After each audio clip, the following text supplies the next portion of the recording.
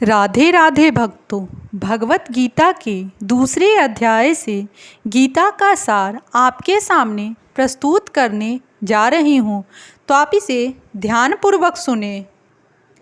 और श्लोक 67 में बताया गया है भक्तों, जिस प्रकार पानी में तैरती नाव को प्रचंड वायु दूर बहा ले जाती है, उसी प्रकार विचरणशील इंद्रियों में से कोई एक जिस पर मन निरंतर लगा रहता है, मनुष्य की बुद्धि को हर लेती है।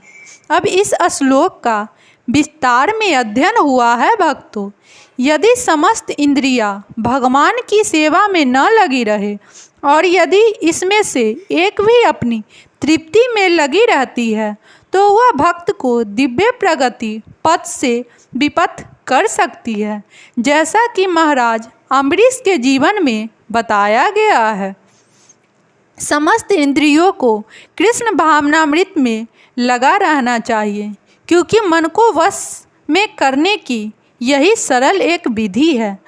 श्लोक 68 में बताया गया है भक्तों, तस्माम यस्स महाबाहो निगृहीतानि सर्वः इंद्रियाणि इंद्रिये अथर्वय तस्य प्रज्ञा प्रतिष्ठान। अब इस श्लोक का हिंदी में मतलब है भक्तों, हे महाबाहु, जिस पुरुष की इंद्रियां अपने अपने विषयों में सब प्रकार से विरल होकर उसके वश में है, उसी की बुद्धि निसंदेह स्थिर रहती है। अब इस श्लोक का विस्तार में अध्ययन हुआ है भक्तों। कृष्ण भावनामृत के द्वारा यह सारी इंद्रियों को भगवान की दिव्य प्रेमा भक्ति में लगाकर इंद्रिय तृप्ति की बलवंती शक्तियों को दमित किया जा सकता है। जिस प्रकार शत्रुओं का दमन श्रेष्ठ सेना द्वारा किया जाता है, उसी प्रकार इंद्रियों का दमन किसी मानवीय प्रयास के द्वारा नहीं, अपितु उन्हें भगवान की सेवा में लगाए रखकर किया जा सकता है। जो व्यक्ति यह हृदय यमन कर लेता है कि कृष्ण भावनामृत के द्वारा बुद्धि स्थिर होता है और इस कला का अभ्यास परमानविक गुरु के पथ प्रदर्शन में करता है, वह साधक अथवा मोक्ष का अधिकारी कहलाता है। श्लोक 68 में बताया गया है भक्तों, या निशा सर्वभूतानां तपस्या जागृति संयमी यशस्या जागृत भूतानि या निशा पश्यतो मुने। अब इस श्लोक का हिंदी में मतलब है भक्तों, जो सब जीवों के लिए रात्रि है, वह आत्म संयमी के जागने का समय है, और जब समस्त जीवों के जागने का समय है, वह आत्मनिरीक्षण मुनि के लिए रात्रि है। अब इस श्लोक का विस्तार में अध्ययन हुआ है भक्तों। बुद्धि मनुष्य की दो श्रेणियां हैं। एक श्रेणी के मनुष्य इंद्रिय तृप्ति के लिए भौतिक कार्य करने में निपुण होते हैं, और दूसरी श्रेणी के मनुष्य आत्मनिरीक्षण है, जो आत्म साक्षात्कार के अनुशीलन के लिए जागते हैं। विचारवान पुरुषों या आत्मनिरीक्षण मुनि के कार्य भौतिकता में लीन पुरुषों के लिए रात्रि के समान है। भौतिकवादी व्यक्ति ऐसी रात्रि के अनभिज्ञ के कारण आत्म साक्षात्कार के प्रति सोए रहते हैं। आत्मनिरीक्षण मुनि भौतिकवादी पुरुषों की रात्रि में जागे रहते हैं। मुनि को आध्यात्मिक अनुशीलन की क्रमिक उन्नति में दिव्य आनंद का अनुभव होता है, किंतु भौतिकवादी कार्यों में लगा व्यक्ति आत्म साक्षात्कार के प्रति सोया रहकर अनेक प्रकार के इंद्रियों सुखों का स्वप्न देखता है, और उसे सुप्तावस्था में कभी सुख तो कभी दुख का अनुभव करता है। आत्मनिरीक्षण मनुष्य भौतिक सुख तथा दुख के प्रति आत्मन्यस्त रहता है।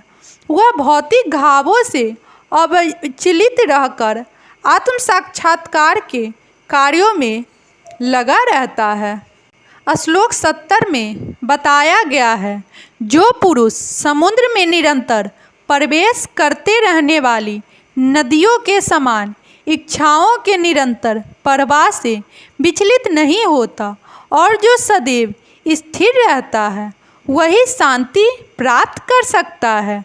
वह नहीं जो ऐसी इच्छाओं को तुष्ट करने की चेष्टा करता हो।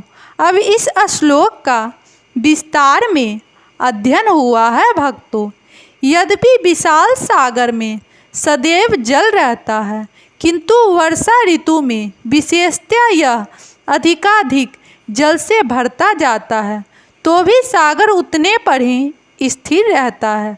ना तो वह विक्षुब्ध होता है और न तट की सीमा का उल्लंघन करता है। यही स्थिति कृष्ण भावना भावित व्यक्ति की है। जब तक मनुष्य शरीर है, तब तक इंद्रिय तृप्ति के लिए शरीर की मांगें बनी रहती है, किंतु भक्त अपनी पुण्यता के कारण ऐसी इच्छाओं से विचलित नहीं होता है। कृष्ण भावना भावित व्यक्ति को किसी वस्तु की आवश्यकता नहीं होती, क्योंकि भगवान उसकी सारी आवश्यकताएं पूरा करते रहते हैं। अतः वह सागर के तुल्य होता है, अपने में सदैव पूर्ण है। सागर में गिरने वाली नदियों के समान इच्छाएं उसके पास आ सकती है, किंतु वह अपने कार्य में स्थिर रहता है और इंद्रिय तृप्ति की इच्छा से रंच भर भी विचलित नहीं होता है। कृष्ण भावना भावित व्यक्ति का यही प्रमाण है। इच्छाओं के होते हुए भी वह कभी इंद्रिय तृप्ति के लिए उन्मुख नहीं होता, चूँकि वह भगवान की दिव्य प्रेमा भक्ति में तुष्ट रहता है। अतः वह समुद्र की भांति स्थिर रहकर पूर्ण शांति का आनंद उठा सकता है।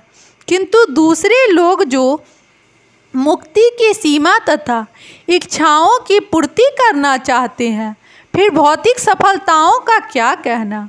उन्हें कभी शांति नहीं मिल पाती।